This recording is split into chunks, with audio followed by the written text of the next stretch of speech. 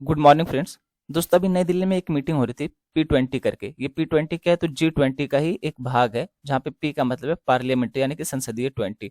तो इसी की मीटिंग में हमारे प्राइम मिनिस्टर नरेंद्र मोदी जी ने ये कहा कि आतंकवाद चाहे वो किसी भी क्षेत्र में, वो मानवता के खिलाफ होता है। ये किस चीज को लेकर के कहा है तो वही इसराइल फिलिस्तीन विवाद को लेकर के कहा है। अब दोस्तों देखिए, इसराइल वर्सेस फिलिस्तीन के बारे में जो भी है ना, ये आए दिन कोई ना कोई आर्टिकल आता रहता है, कोई ना कोई न्यूज आती रहती है। कभी किसी ने कमेंट कर दिया, कभी किसी ने कमेंट कर दिया, कभी एडिटोरियल आ गया, मतलब कुछ ना कुछ आता रहेगा। तो अगर रोज हम यही कवर करने जाएंगे तो फिर बाकी सारे इंपॉर्टेंट आर्टिकल कब कवर करेंगे। जिस दिन इसराइल फिलिस्तीन विवाद शुरू हुआ था उसी दिन हमने इसके बारे में डिस्कस किया था। अब अगर कोई नया मोड़ आता है या फिर समाप्त होता है, कोई और एक्सट्रीम कंडीशन बनती है, तो एक बार हम फिर से उसके बारे में देख लेंगे। लेकिन अगर रोज रोज हम इसराइल फिलिस्तीन विवाद ही करने जाएंगे तो बाकी जो इंपॉर्टेंट आर्टिकल आते हैं वो कब डिस्कस करेंगे हम। तो आपने अगर एक बार पढ़ा होगा, वो वाला वीडियो देखा होगा, तो आप उसको अच्छे से देख लीजिए, उसको याद कर लीजिए। मतलब जो स्टैटिक पोर्शन है वो तो नहीं बदलने वाला है ना। फिर कभी कोई नया मोड़ आता है तो हम एक बार फिर से उसके बारे में डिस्कस कर लेंगे, और एक बार जब समाप्त होगा तो उसके बारे में डिस्कस कर लेंगे। देखिए, आप रसिया और यूक्रेन का युद्ध आज तक समाप्त नहीं हुआ है। तो आप इसकी टेंशन नहीं लेंगे कि इसराइल फिलिस्तीन विवाद के बारे में कुछ बोला ही नहीं जा रहा। जब आए दिन कोई ना कोई न्यूज आ रही है, कोई ना कोई बात हो रही है, कोई ना कोई एडिटोरियल आ रहा है, तो कितना उसी के बारे में बात किया जाए, आप ही बताइए। और पढ़ाई करने का तरीका भी है कि अगर कोई मुद्दा है तो एक बार उसके बारे में हमने अच्छे से देख लिया, डिस्कस कर लिया है, समझ लिया एक बार उसको, फिर उसके बाद जब कभी आएगा तो उसका रिवीजन करेंगे। ऐसा नहीं कि बार बार वही चीज़ हम देखे जा रहे हैं, रोज रोज आ रहा है और रोज रोज हम वही पढ़ रहे हैं।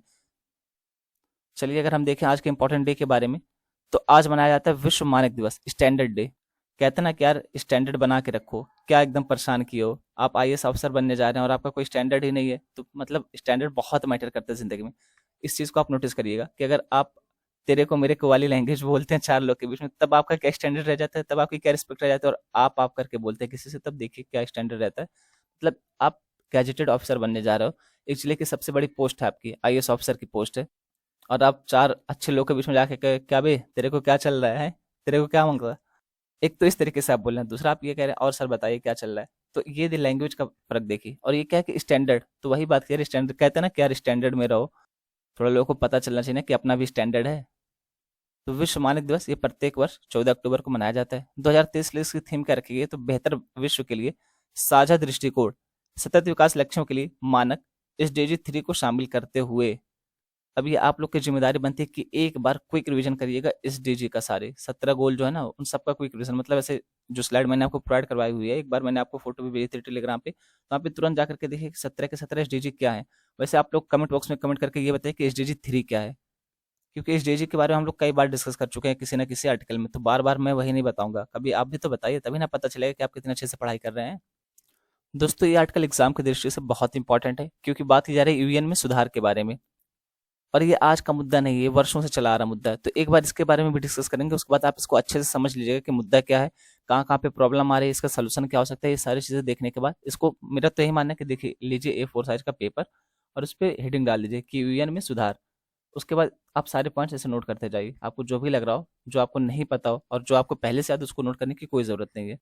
और यूएन में सुधार से मतलब कहाँ पे है, तो इसका सीधा सीधा मतलब निकल के आता है यूएनएससी से। यूएनएससी क्या है तो यूनाइटेड नेशन सिक्योरिटी काउंसिल, यानी जो सुरक्षा परिषद है ना, इसी में सुधार के बारे में बात की जाती है सामान्यतः, लेकिन कह दिया जाता है यूएन में सुधार के बारे में।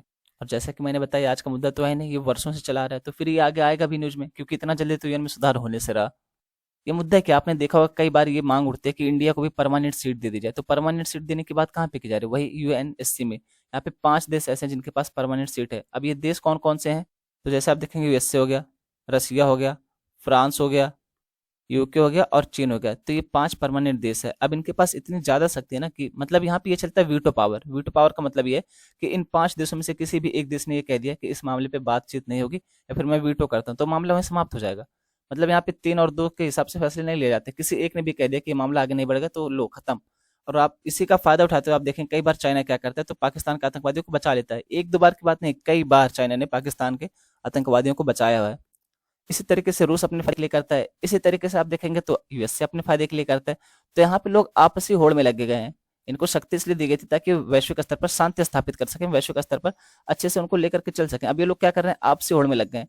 तो इसलिए कई बार ये भी कहा था कि अब इंडिया के पास प्रॉपर शक्तियां हैं, प्रॉपर संसाधन है, मतलब जो भी चाहिए इसको अस्थायी सदस्य बनने के लिए वो सारी चीज के पास है। तो इंडिया को भी अस्थायी सदस्यता दी जानी चाहिए इसमें। लेकिन इसमें सबसे बड़ी टांग कौन अड़ाता होगा, आप सभी समझ ही सकते हैं।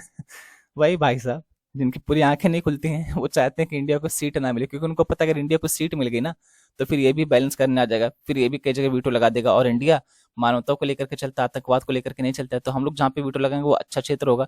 इनके तरीके से नहीं कि बस अपने फायदे के लिए कुछ भी कहीं पे भी वीटो लगा दो। तो खास करके चाइना ऐसा है जो ये नहीं चाहता कि हमें परमानेंट सीट मिले। ये कहता है ना कि जो विश्व है, वैश्विक स्तर पर सारे देशों को एक साथ मिलकर चलना चाहिए, लेकिन अगर एशिया के बारे में बात करें तो एशिया में सिर्फ और सिर्फ चाइना होना चाहिए, ऐसा सोचता है ये भाई साहब। ये तो बहुत गलत बात हो गई। तो इस आर्टिकल में हम ये सारी चीजें देखने वाले कि यूएन में सुधार से सीधा सीधा तात्पर्य क्या है। तो यहाँ पे आप ये समझिए कि यूएन में सुधार से मतलब है यूएनएससी में, यूनाइटेड नेशन सिक्योरिटी काउंसिल, यानी कि सुरक्षा परिषद में सुधार के बारे में बात की जा रही है। मुद्दा क्या है, सुधार क्यों होना चाहिए, ये सारी चीजें हम इस आर्टिकल में देखने वाले हैं। अगर हम बात करें संयुक्त राष्ट्र या यूएन में सुधार में बाधाएं क्या क्या है, तो संयुक्त राष्ट्र महासभा, United Nation General Assembly UNGA, इसको विश्व की लघु संसद भी कहा जाता है, तो ये ध्यान रखिएगा, हमेशा से विभाजित रही है। 193 देशों में 5 वार्ता समूह हैं और वे केवल एक दूसरे को संतुलित करने का कार्य कर रहे हैं। संयुक्त राष्ट्र प्रणाली में सुधार सुनिश्चित करने के लिए महासभा का कामकाज उतना ही महत्वपूर्ण है जितना कि यूएनएससी के अस्थायी सदस्य का है। संयुक्त राष्ट्र प्रणाली में सुधार को लेकर इसके अस्थायी सदस्यों में बीते काफी समय से उत्साह की कमी देखी गई, लेकिन वे सभी इस बात पर सहमत हुए कि सुरक्षा परिषद में बदलाव लाना आवश्यक है। अब अगर हम बात करते हैं यूएनएससी के बारे में, क्योंकि मुख्य रूप से सुधार की बात यहीं पे की जा रही है, यूएन में सुधार से मतलब मुख्य रूप से इसी में सुधार करने से है, यूएनएससी में। तो इसकी स्थापना 1945 में की गई थी। यह संयुक्त राष्ट्र के 6 प्रमुख अंगों में से एक है। इसके सदस्य कौन से हैं, तो 15 इसके सदस्य हैं, जिसमें से 10 जो होते हैं वो अस्थायी होते हैं और 5 जो होते हैं वो अस्थायी हैं। अब ये 5 अस्थायी के नाम यहाँ पे दिए गए, जैसे संयुक्त राज्य अमेरिका हो गया, रूसी संघ हो गया, फ्रांस, चीन और यूनाइटेड किंगडम। और ये जो 10 अस्थायी सदस्य होते हैं ना, ये टाइम टू टाइम चुने जाते हैं, और ये भी कितने वर्ष के लिए, तो 2 वर्ष के लिए चुने जाते हैं, तो ये ध्यान रखिएगा। भारत ने यूएनएससी में 7 बार गैर अस्थायी सदस्य के रूप में कार्य किया है और जनवरी 2021 में 8वीं बार पुनः अस्थायी सदस्य के रूप में चुना गया है। तो अभी तक देखिए टोटल भारत 8 बार इसका अस्थायी सदस्य बन चुका है, किसका, यूएनएससी का। और 8वीं बार कब बना था, तो 2021 में बना था। अब जानते हैं कि यूएनएससी से संबंधित मुद्दे क्या है, मतलब किसमें सुधार किया जाना चाहिए, किसमें सुधार क्यों किया जाना चाहिए, क्या क्या प्रॉब्लम है। तो बात करें असमान प्रतिनिधित्व का, इसके 54 देशों के महाद्वीप अफ्रीका की अनुपस्थिति। आप इसको देखिए, ये रहा आपका अफ्रीका महाद्वीप। अब इनमें से किसी भी देश को जल्दी चुना ही नहीं जाता है, मतलब इनमें से किसी भी देश को अस्थायी सदस्य के रूप में बुलाया ही नहीं जाता है। और यहाँ पे आप ये देख सकते हैं, रसिया हो गया, चाइना हो गया, इस तरीके से यूनाइटेड स्टेट ऑफ अमेरिका हो गया। तो भैया इन लोग के पास वीटो पावर है। अब देखिएगा तो ये जो साउथ अमेरिका है और यहाँ पे अफ्रीका, इनके किसी भी देश के पास वीटो पावर नहीं है। वीटो पावर तो छोड़िए, अफ्रीका को तो अस्थायी सदस्य के रूप में भी नहीं बुलाया जा रहा है। तो सोचिए कितनी खतरनाक स्थिति है, इसी को असमान प्रतिनिधित्व कहा जा रहा है। और यहाँ पे मेरा मानना ये है ना कि वीटो पावर की जगह लोकतांत्रिक चीजें होनी चाहिए, मतलब 3 या 2 के तरीके से वोटिंग करा करके उसको देखा जाए। तो यहाँ पे अगर आप देखिए साउथ अमेरिका से कोई भी देश को यहाँ पे प्रतिनिधित्व नहीं मिलता है, कहाँ पे, वीटो पावर में। इसी तरीके से आप देखिए इंडिया जैसे इतनी महत्वपूर्ण कंट्री जो वैश्विक स्तर पर आज के समय पे इतनी महत्वपूर्ण हो गई है कि चाहे वो यूएसए हुआ, चाहे वो रसिया हुआ, चाइना हुआ, मतलब हर देश हमारा मुंह जो रहे हैं कि यार आप ये कर दो, आप वो कर दो।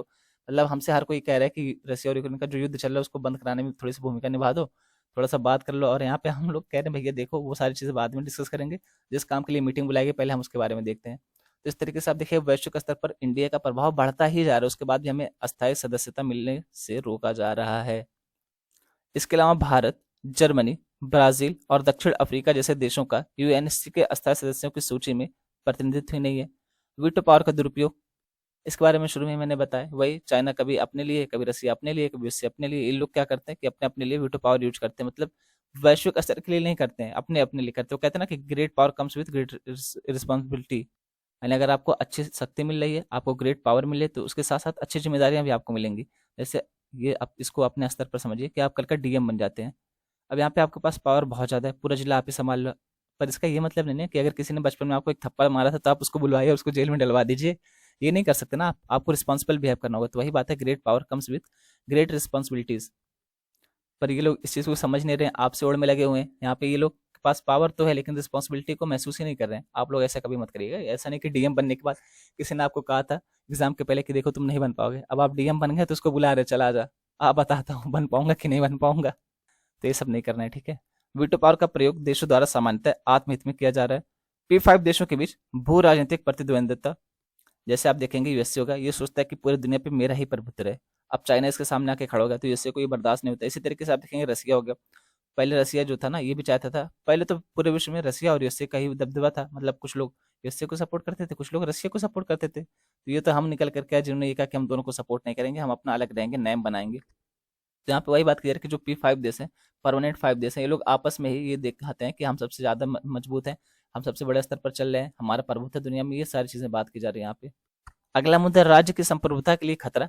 अंतर्राष्ट्रीय शांति स्थापना और संघर्ष समाधान के प्रमुख अंग के रूप में यूएनएससी शांति बनाए रखने तथा संघर्ष के प्रबंधन हेतु जिम्मेदार है। इसके निर्णय किसके? तो यूएनएससी के। इसको क्या कहा जाता है? तो संकल्प कहा जाता है। महासभा के विपरीत सभी सदस्य देशों पर बाध्यकारी होते हैं, यानी यूएनजीए के द्वारा, यूनाइटेड नेशन जनरल असेंबली, संयुक्त राष्ट्र महासभा, इसके द्वारा जो भी निर्णय लिए जाते हैं तो ये बाध्यकारी नहीं होते हैं राष्ट्रों के लिए। जबकि अगर यूएनएससी में कोई निर्णय लिएगा तो राष्ट्रों के लिए बाध्यकारी होगा, जो भी इसके सदस्य होंगे तो इसके लिए बाध्यकारी हो जाता है। और इसके कुल कितने सदस्य हैं? तो 15 सदस्य हैं, 10 अस्थाई और 5 अस्थाई, सॉरी 10 अस्थाई और 5 अस्थाई उल्टा हो गया था। तो यूएनएससी के द्वारा जो भी निर्णय लिया जाता है वो बाध्यकारी हो जाता है। अब बाध्यकारी होने का मतलब ये, मान लीजिए मैं आपसे ये कहूँ कि देखो भैया आपको ये लेक्चर देख लेना तुरंत के तुरंत, 1 घंटे के अंदर लेक्चर डिलीट हो जाएगा, तो ये तो गलत हो गया ना, ये तो गलत बात हो गई। आपके पास कब टाइम है, कब टाइम नहीं है, आप उस टाइम पे क्या करो जिस टाइम पे मैं लेक्चर अपलोड कर रहा हूँ, फिर क्या समस्या निकल के आ रही, या किसी का रिचार्ज नहीं है, तो इस तरीके की दिक्कतें निकल के आती है ना भैया। तो ये तो बाध्यकारी हो जाएगा कि 1 घंटे के अंदर आपको देखना है, उसके बाद लेक्चर नहीं रहेगा। तो वही बात यहाँ पे कह रहे कि अगर ये कोई निर्णय लेता है तो ये कहते हैं कि आपको लागू ही करना है। अब हमारे यहाँ पे क्या परिस्थितियां हैं, हम किन परिस्थितियों से गुजर रहे हैं, हमारे यहाँ पे क्या स्थिति बनती है, हमारे लोग कैसे हैं, उनके बारे में सोचे बिना हम कैसे आपके किसी भी निर्णय को लागू कर देंगे। तो ये एक प्रकार से देशों की संप्रभुता का हनन करता है कि आपने जो कह दिया हम वो मान लें। तो ऐसे तो हमारी संप्रभुता कहाँ रहेगी, हम अपने हिसाब से कहाँ चल रहे हैं। इसका अर्थ यह है कि प्रतिबंध लगाने जैसी कार्रवाई कर यदि आवश्यक हो तो किसी भी राज्य की संप्रभुता का अतिक्रमण किया जा सकता है। वही चीज कही जा रही है, अतिक्रमण वाली संप्रभुता की। अब इसको आप आगे की राह कह सकते हैं या संभावित सुधार भी कह सकते हैं, क्योंकि आप देखिए बात कर रहे हैं यूएनएससी का लोकतांत्रिकरण के बारे में, या फिर यूएनएससी का विस्तार किया जाए, समान प्रतिनिधित्व दिया जाए, तो ये सब क्या है? ये सब सुझाव ही तो है, या फिर आगे की राह है। तो आप इसको सुझाव भी कह सकते हैं। पता चले कि कहीं और देखिएगा सुझाव लिखा, फिर आप क्या कहें, कह रहे आप सर आपने सुझाव तो बताया नहीं, आपने शुरू में कहा था सुझाव बताएंगे। तो इतना मोटा मोटा तो आपको आइडिया होना चाहिए ना कि यार आगे की राह या फिर यहाँ पे जो लिखा गया पॉइंट, ये सुझाव के लिए यूज किया जा सकता है कि नहीं। तो इसमें पहला पॉइंट है यूएनएससी का लोकतांत्रिकरण किया जाए। जैसे आप देखेंगे जो P5 देश, इनको वीटो को शक्ति मिली है। वीटो की शक्ति का यही मतलब है कि किसी भी एक देश ने किसी भी मामले के ऊपर कह दिया कि ये मामला आगे नहीं बढ़ाना चाहिए, तो मामला वहीं खत्म हो जाता है। तो इसको समाप्त किया जाए। इसकी जगह पे ये किया जाए कि अगर आप देखिए टोटल तो यहाँ पे 15 है, लेकिन इसमें से अगर 5 ही अगर आपको फैसला लेना भी है तो ये करिए कि 3 और 2 के हिसाब से लीजिए ना, जिधर बहुमत हो उधर फैसला लीजिए। लेकिन ऐसा नहीं करते हैं, किसी एक ने भी कह दिया तो मामला खत्म हो गया। जबकि मेरा ये मानना है कि 5 ही नहीं, जब 15 के 15 सदस्य हैं तो सबको यहाँ पे भाई महत्ता मिलनी चाहिए ना। ऐसा क्यों है कि चाइना को अलग महत्ता मिले और भारत को अलग महत्ता मिले? सबको महत्ता मिलनी चाहिए। तो अगर 15 सदस्य हैं तो इनमें से देखा जाए कि बहुमत किधर जाता है, 8 या 7 हो रहा है या 10-5 हो रहा है, मतलब बहुमत के आधार पर निर्णय लिया जाए, सीधी सी बात है। उसके अलावा यूएनएससी का विस्तार किया जा सकता है। जैसे अभी हमने बताया है कि अफ्रीका महाद्वीप को एक भी प्रतिनिधित्व नहीं मिल रहा है, तो इसको भी शामिल किया जाए।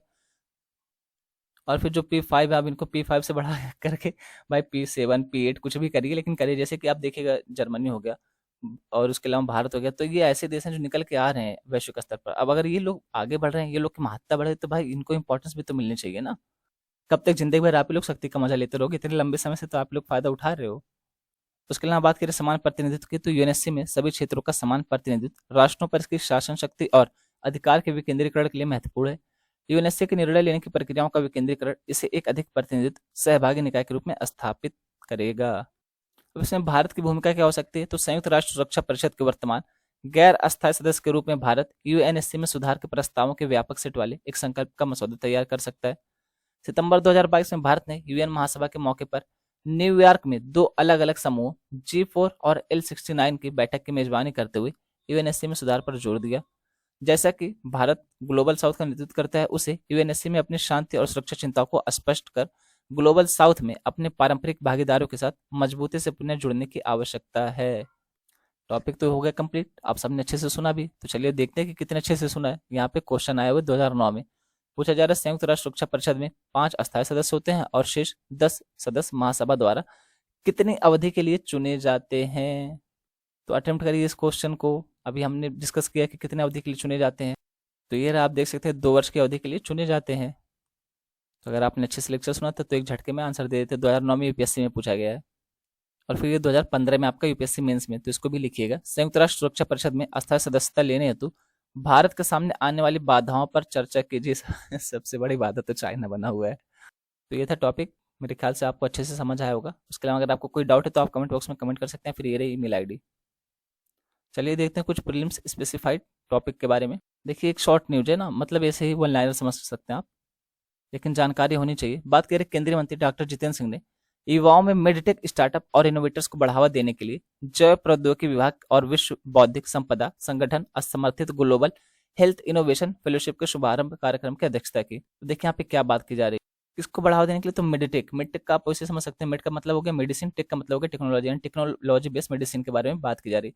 अब इसमें इनोवेशन के लिए फेलोशिप दी जाएगी कि अगर कोई इसमें इनोवेशन करना चाहता है, कोई इसमें काम करना चाहता है, तो इस क्षेत्र को बढ़ावा देने के लिए हमारे देश ने किसके साथ समझौता किया, तो WIPO। अब ये वही है जो ग्लोबल इनोवेशन इंडेक्स जारी करता है, विश्व बौद्धिक संपदा संगठन। तो आप सवाल लैंडर में ये पूछा जा सकता है कि अभी भारत ने किसके साथ मिलकर के ये काम शुरू किया, तो ये WIPO हो जाएगा। उसके अलावा एक ये भी शॉर्ट न्यूज है, रक्षा अनुसंधान एवं विकास संगठन यानी कि DRDO का समुद्र विज्ञान अनुसंधान पोत क्या है, तो ये समुद्र विज्ञान अनुसंधान पोत है, ठीक है। INS सागर ध्वनि, नाम से भी आप देख सकते हैं सागर ध्वनि, महासागर अनुसंधान एवं विकास में हिंद महासागर रिम देशों के साथ दीर्घकालिक वैज्ञानिक साझेदारी स्थापित करने के लिए सागर मैत्री मिशन 4 पर रवाना हुआ। तो अब अगर कभी आपसे स्टेटमेंट ये दे कि INS सागर ध्वनि क्या है, अब आपको 4 स्टेटमेंट दे, युद्ध पोत है, मिसाइल है, सैटेलाइट है, या फिर यहाँ पे समुद्र विज्ञान पर अनुसंधान करने वाला एक पोत है, तो ये सारी चीजें इस तरीके से आप देख सकते हैं। ये अगला टॉपिक है, बात करें ट्रैफिक इंफ्राटेक एक्सपो और स्मार्ट मोबिलिटी। सम्मेलन में यातायात परिदृश्य के लिए स्वदेशी इंटेलिजेंट ट्रांसपोर्टेशन सिस्टम सॉल्यूशन का शुभारंभ किया गया। तो यहाँ पे इंपॉर्टेंट हो जाता है कि स्वदेशी है, और कहाँ पे, तो बात करें स्मार्ट मोबिलिटी कॉन्फ्रेंस 2023 के बारे में। यातायात यानी कि ट्रांसपोर्टेशन, तो इसको ध्यान में रखिएगा। स्वदेशी रूप से विकसित 3 प्रौद्योगिकियों, कौन कौन सी प्रौद्योगिकी, तो औद्योगिक अनुप्रयोग के लिए CMOS सेंसर आधारित कैमरा, इंटेलिजेंस ट्रांसपोर्टेशन सिस्टम के लिए थर्मल सेंसर कैमरा, और ऑनलाइन सुक्रो क्रिस्टल इमेजिंग सिस्टम का आज 11वें ट्रैफिक एक्सपो और स्मार्ट मोबिलिटी सम्मेलन में शुभारंभ किया गया है। अब इन टेक्निकों के बारे में हम जान लेते हैं थोड़ा बहुत, एक एक लाइन। जैसे बात करें औद्योगिक विजन अनुप्रयोगों के लिए CMOS सेंसर आधारित कैमरा, ये क्या है, तो विभिन्न वस्तुओं के स्वचालित निरीक्षण और पहचान के लिए स्वदेशी प्रौद्योगिकी है ये। यह प्रौद्योगिकी लर्निंग और डीप लर्निंग तकनीकों को नियोजित करने वाले AI आधारित अनुप्रयोगों में मदद करती है। दूसरा थर्मल सेंसर आधारित कैमरा, सड़क यातायात अनुप्रयोगों के लिए कृत्रिम बुद्धिमत्ता AI युक्त थर्मल सेंसर आधारित स्मार्ट विजन कैमरा है ये। यह मौसम की सभी स्थितियों में, यहाँ तक कि पूरी तरह अंधेरे के वातावरण में भी उच्च सटीकता के साथ स्थिर और गतिशील वस्तुओं का डेटा प्रदान कर सकता है। इसका मॉड्यूलर डिजाइन संचालन में आसानी और आवश्यकता के अनुसार लेंसों को बदलने की सुविधा भी उपलब्ध कराता है। तीसरी टेक्निक कौन सी है, तो ये ऑनलाइन सुक्रो क्रिस्टल इमेजिंग सिस्टम। यह एक प्रणाली है जिसे चीनी उद्योगों में क्रिस्टल का आकार मापने के लिए औद्योगिक कैमरे का उपयोग करके विकसित किया गया है। यह एक महत्वपूर्ण गुणवत्ता मानदंड है जो चीनी उद्योग के लिए बहुत आवश्यक है। अब पढ़ तो लिया आपने, ये आप ये सोच रहे हैं क्या ये है क्या, मतलब इसको पढ़ाने का मतलब क्या था। तो आप कभी दिल्ली के ट्रैफिक में फंसे नहीं है ना, इसलिए पूछ रहे हैं। भाई यहाँ पे ट्रांसपोर्टेशन के बारे में बात करें, ट्रांसपोर्टेशन को इजी करने की बात की, उसमें टेक्नोलॉजी यूज करने की बात की, सीधा से इतना मतलब है बस। जो मोबिलिटी का क्या मतलब था, मोबिलिटी का मतलब होता है गतिशीलता, इसको हिंदी में गतिशीलता कहते हैं। तो ये ट्रांसपोर्टेशन से जुड़ा हुआ है, और इसी को लेकर के 3 स्वदेशी टेक्निक विकसित की गई, तो उसी टेक्निक के बारे में हम यहाँ पे डिस्कस कर रहे हैं। दोस्तों ये न्यूज, वैसे तो हमने शुरू में इसके बारे में थोड़ी सी बात की, जैसे P20 के बारे में बात किया रही, तो P20 का क्या मतलब है, पार्लियामेंट्री 20। ये G20 का हाल है कि जिसको अब G20 कहना उचित नहीं हो, क्योंकि इसमें आपको पता है अफ्रीकन यूनियन भी शामिल होगा, तो G20+1 या तो कहें, या तो फिर G21 कहें, इस तरीके से। हालांकि अभी G20 ही चल रहा है, तो इसी की एक संस्था आप कह सकते हैं, इसी का एक संगठक कह सकते हैं P20 को। इसकी बैठक अभी कहाँ पे हुई, तो नई दिल्ली में हुई। नई दिल्ली में भी अगर पर्टिकुलर प्लेस पूछा है तो यशो भूमि में हुई। और जब यशो भूमि का उद्घाटन हुआ था ना, तो हमने इसके बारे में बहुत अच्छे से डिस्कस किया था कि ये क्या है, एक्सपो सेंटर है, और यहाँ पे बैठने की क्षमता कितनी है, और किसने उद्घाटन किया, सारी चीज़ हमने बहुत अच्छे से डिस्कस की थी। तो इस मीटिंग का उद्घाटन कहाँ पे हुआ है, ये कहाँ पे रखा गया था, ये चीज़ें आप देख सकते हैं। कुछ और जानकारी आप लेना चाहते हैं, यहाँ पे लिखा है, जैसे बात करें G20 की भारत की अध्यक्षता के विषय के अनुरूप 9वें P20 शिखर सम्मेलन का विषय भी यही रखा गया, एक पृथ्वी एक परिवार एक भविष्य के लिए संसद है। इस कार्यक्रम में G20 के सदस्य देशों एवं आमंत्रित देशों के सांसदों के अध्यक्ष भाग लेंगे। कौन भाग लेंगे, तो सांसदों के अध्यक्ष, ठीक है ना, ये देखिए संसद के अध्यक्ष भाग लेंगे, सॉरी सांसद निकल रहा है बार बार, तो संसदों के अध्यक्ष भाग लेंगे। और हमारी तरफ से कौन भाग ले रहा है, तो हमारी तरफ से लोकसभा के स्पीकर। अब लोकसभा के स्पीकर कौन है, ये भी तो आपको पता होना चाहिए ना, तो ये ओम बिरला साहब हैं, तो ये भाग लेंगे इस तरफ से, बल्कि कई की अध्यक्षता ही करेंगे, इसको लेकर के आगे ही चलेंगे, लीड ही करेंगे। 9 से 10 सितंबर 2023 को नई दिल्ली में आयोजित G20 नेताओं के शिखर सम्मेलन में अफ्रीकी संघ के G20 का सदस्य बनने के बाद अफ्रीका के सभी देशों की संसद पहली बार P20 शिखर सम्मेलन में भाग लेगी, तो ये भी इंपॉर्टेंट हो जाता है। उसके अलावा बात करें इस P20 शिखर सम्मेलन के दौरान होने वाले विषयगत सत्र कौन कौन से 4 विषयों पर केंद्रित है, तो ये रहा 4 विषय। सार्वजनिक डिजिटल प्लेटफॉर्मों के माध्यम से लोगों के जीवन में बदलाव, महिलाओं के नेतृत्व में विकास, SDG में तेजी, और सतत ऊर्जा बदलाव, 4 विषय हैं जिसपे फोकस किया जाएगा इसमें।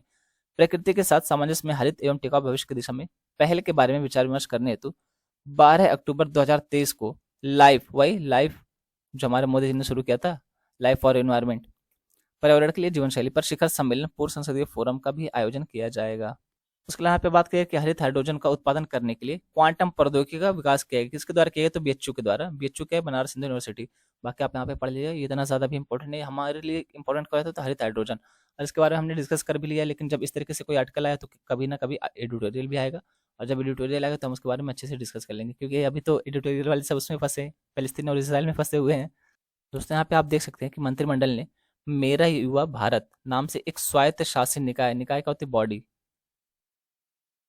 तो इसकी स्थापना को मंजूरी दी है। अब ये क्या है? प्रधानमंत्री श्री नरेंद्र मोदी की अध्यक्षता में केंद्रीय मंत्रिमंडल ने आज मेरा युवा भारत, MY भारत नाम के एक स्वायत्त शासी निकाय की स्थापना को मंजूरी दी है।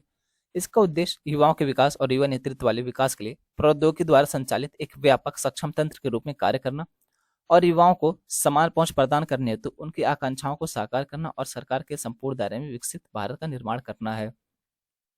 अगर हम इसके पृष्ठभूमि की बात करें तो सरकार ने तेजी से बदलती दुनिया में, जहां तीव्र गति का संचार, सोशल मीडिया, नए डिजिटल अवसर और उभरती प्रौद्योगिकियों का वातावरण है, युवाओं को शामिल करने और संपूर्ण सरकारी दृष्टिकोण के सिद्धांतों द्वारा निर्देशित उनका सशक्तिकरण करने के लिए यह निर्णय लिया है कि एक नए स्वायत्त शासन निकाय अर्थात मेरा युवा भारत, माई, ये है ना, माई युवा भारत के रूप में एक व्यापक सक्षम तंत्र स्थापित किया। इसका प्रभाव क्या पड़ेगा? तो मेरा युवा भारत, MY भारत का प्राथमिक उद्देश्य इसे युवा विकास के लिए एक संपूर्ण सरकारी मंच बनाना है।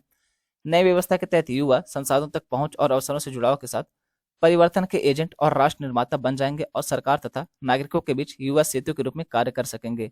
यह व्यवस्था राष्ट्र निर्माण के लिए अपार युवा ऊर्जा का उपयोग करेगी। अगर इसका विवरण हम देखें यानी इसके बारे में और जानकारी लेना चाहें तो बात करें, मेरा युवा भारत एक स्वायत्त शासी निकाय होगा। राष्ट्रीय युवा नीति में दी गई युवा की परिभाषा के अनुरूप 15 से 29 वर्ष के आयु के वर्ग के युवा इससे लाभान्वित होंगे। विशेष रूप से किशोरों के लिए बनाए गए कार्यक्रम घटकों के मामले में लाभार्थी 10 से 19 वर्ष के आयु वर्ग के होंगे। मेरा युवा भारत की स्थापना से इन बिंदुओं को बढ़ावा मिलेगा। किन बिंदुओं को? तो ये रहा, युवाओं में नेतृत्व विकास, अलग अलग व्यक्तिगत संपर्क की जगह प्रोग्रामेटिक कौशल का विकास कर अनुभवात्मक शिक्षा के माध्यम से नेतृत्व कौशल में सुधार करना। उसके अलावा युवाओं में अधिक निवेश करके उन्हें सामाजिक नवाचार और समुदाय नेता बनाने का कार्य किया जाएगा। युवा नेतृत्व वाले विकास पर सरकार का ध्यान केंद्रित करना और युवाओं को निष्क्रिय प्राप्तकर्ता की जगह विकास का सक्रिय चालक बनाना। खास इसकी भूमिका क्या होगी? इससे क्या लाभ होगा? तो युवा आकांक्षाओं और सामुदायिक आवश्यकताओं के बीच बेहतर तालमेल, मौजूदा कार्यक्रमों का सम्मेलन कर युवाओं की दक्षता में वृद्धि करना, युवा लोगों और मंत्रालयों के लिए वन स्टॉप शॉप के रूप में कार्य करना, एक केंद्रीकृत युवा डेटाबेस बनाना, युवा सरकारी पहलों और युवाओं के साथ जुड़ने वाले अन्य हितधारकों की गतिविधियों को जोड़ने के लिए दो तरफा संचार में सुधार, एक भौतिक पारिस्थितिक तंत्र का निर्माण करते हुए पहुंच सुनिश्चित करना। तो ये सब इसके अलावा देखिए, आप एक चीज़ नोटिस करिएगा ना कि कोई भी देश हुआ तो इसके युवा जो होते हैं वही राष्ट्र निर्माण करने वाले होते हैं, क्योंकि ये युवा जो होते हैं ना, यही किसी भी देश को लेकर के आगे चलते हैं। इसलिए APJ अब्दुल कलाम सर हो गए, स्वामी विवेकानंद जी हो गए, ये लोग युवाओं के ऊपर बहुत ध्यान देते हैं। और हमारे युवा क्या कर रहे हैं? 3 घंटे रील देख रहे हैं। 30 मिनट का वो अपना लेक्चर नहीं देखेगा, 30 मिनट वो पढ़ाई नहीं करेगा, लेकिन 3 घंटे की रील देखने में उसको कोई दिक्कत नहीं, बड़ा मजा आता है रील देखने में। फिर वो रील ही देखते रह जाएंगे। ये चीज़ मैं इनको समझाता हूँ लेकिन समझ नहीं आएगा ना। देखिए 30 मिनट रील देख रहे हैं, फिर क्या होता है? अब जो बच्चा 30 मिनट पढ़ाई कर रहा है और आप 3 घंटे रील देख रहे हैं, तो जो आप 3 घंटे रील देख रहे थे आप देखते रहिए। ये 30 मिनट पढ़ाई किया हुआ बच्चा एक दिन फिर से IAS ऑफिसर बन जाएगा, IPS ऑफिसर बन जाएगा। फिर ये बच्चा जो 3 घंटे रील देख रहा था, ये इनकी रील देखेगा और इसका काम ये है कि ये रील देखता ही रह जाएगा और इसके सामने हजारों लोग IAS IPS ऑफिसर बन के निकल जाएंगे और ये बस उनकी रील ही देखता रह जाएगा। तो आप ऐसा काम करिए कि आप IAS ऑफिसर, PCS ऑफिसर बन जाए, IPS ऑफिसर बन जाए, FS ऑफिसर बन जाए, कि लोग आपकी रील देखें। आप रील मत देखो भैया, रील देखना 5 मिनट, 7 मिनट, 10 मिनट बहुत हो जा रहा है यार, आप पढ़ाई पे ध्यान दो। तो आप ऐसे मुकाम पे पहुंच जाइए, आप ऐसे पोस्ट पे पहुंच जाइए कि लोग आपकी रील देखें। आप रील मत देखिए बैठ करके 3-3 घंटे। जब एक बार बन जाएगा तब चाहे रील देखिएगा, चाहे आप कुछ भी करेगा ना, तो आप गलत भी करो तो लोग आप उसको सही कहेंगे। मतलब अगर आप IAS बनने के बाद, हालांकि करना नहीं है, ठीक है ना, वो मैं एक एग्जांपल दे रहा हूँ। IAS बनने के बाद अगर आप कह दें कि मैं 24 घंटे में से 19 घंटे पढ़ता था, तब भी लोग मान लेंगे, बड़े आसान से मान लेंगे, हाँ भाई पढ़ रहे होंगे क्योंकि मुश्किल है बहुत पढ़ाई। तो वही है, जब आप कामयाब हो तो आप कुछ भी कहो, सब ठीक है। तो रील देखने वाला मत बनिए, रील में जो आए वो बनिए, जिसको लोग देखें वो बनिए।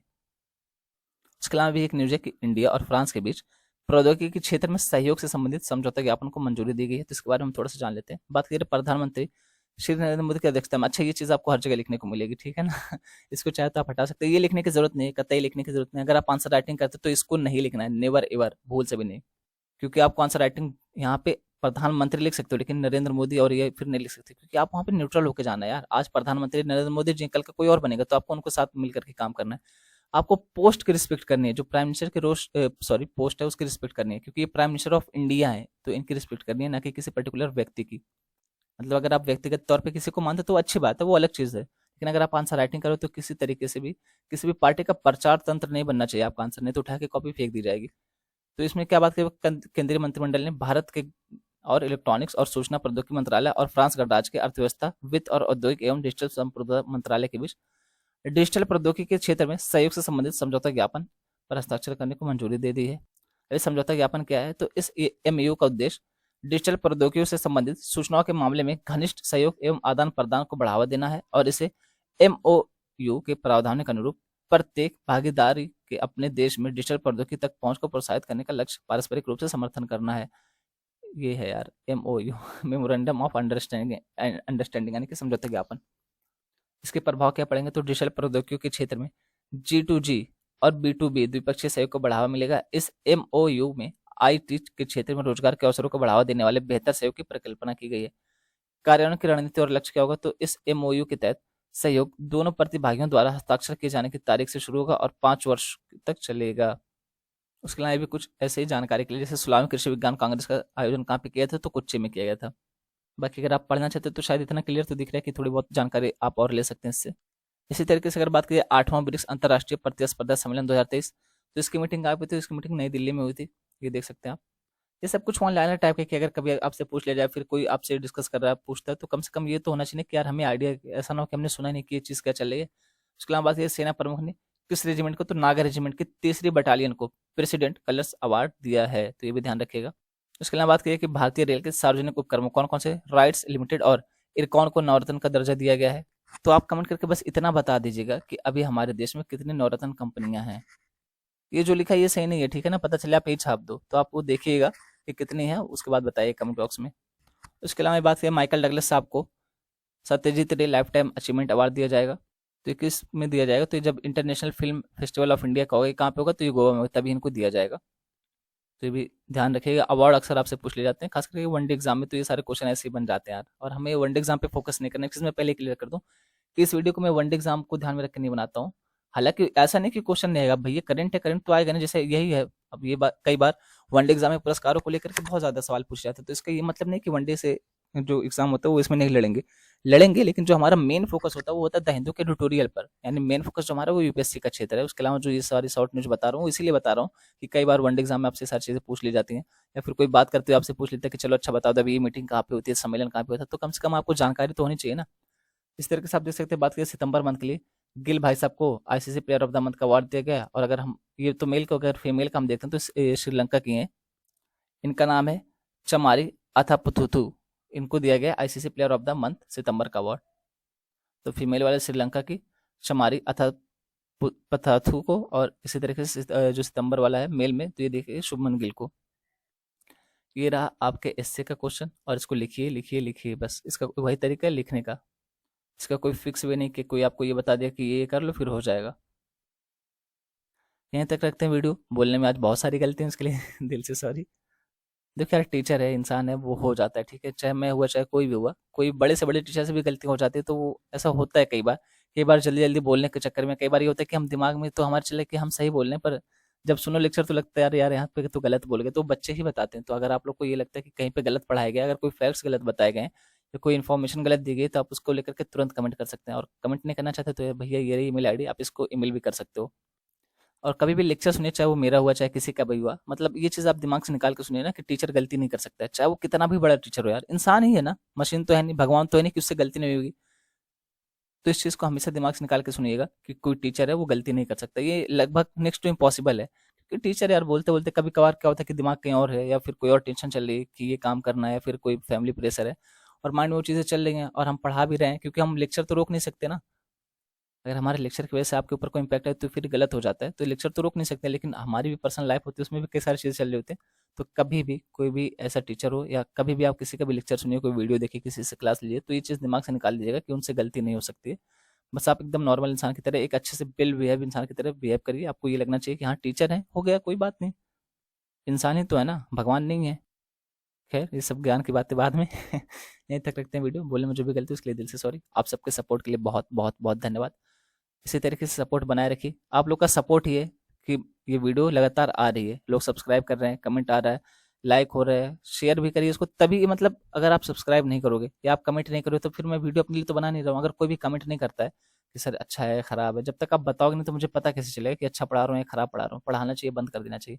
अगर कोई सब्सक्राइब नहीं करेगा तो मुझे कैसे पता चलेगा कि हाँ ठीक डायरेक्शन में लोग बढ़ रहे हैं और लोगों को पसंद आ रहा है, लोग जुड़ रहे हैं, लोग सुनना चाह रहे हैं। तो अगर कोई जुड़ेगा नहीं तो फिर मैं अकेले थोड़ी ना पढ़ाऊंगा यार, मतलब अपने लिए थोड़ी ना वीडियो बना रहा हूँ मैं। तो इस तरीके से आप लोग सपोर्ट बनाए रखिए। धन्यवाद।